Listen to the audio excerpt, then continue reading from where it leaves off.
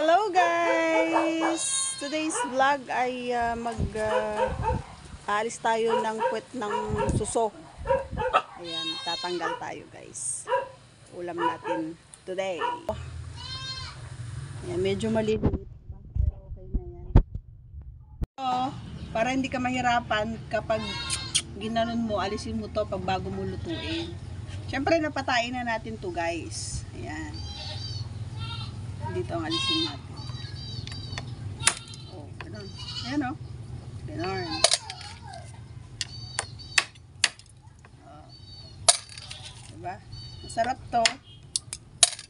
Igigisa lang natin to guys. Huwag natin igagata. Pero masarap ito sa gata. Kung napanood nyo yung dating vlog kong ginataan. Ito igigisa lang natin sa kamatis. Tapos dahon ng malunggay. Okay?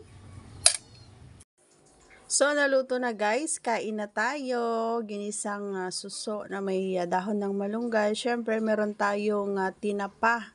Ayan yung smoked fish na sinasabi nila.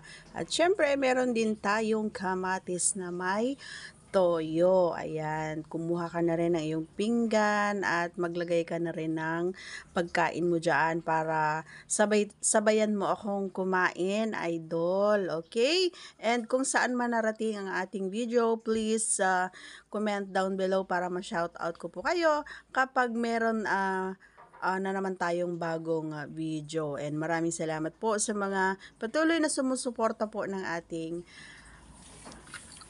Facebook page. And kung hindi ka pa naka-follow, please do follow. Ayan, thank you so much in advance.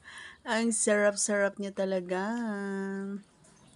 Mga simple lang na ulam, okay na. Masayang-masaya na ako mga idol. So, and anyway, ganito talaga ako kumain.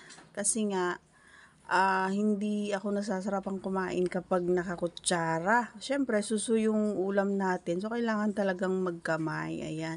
Sino sa inyo yung hindi marunong magkamay? Ayan.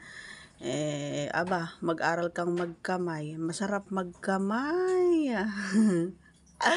Mangantayo, kayong. Gigimas mo natin si Dagon, kayong.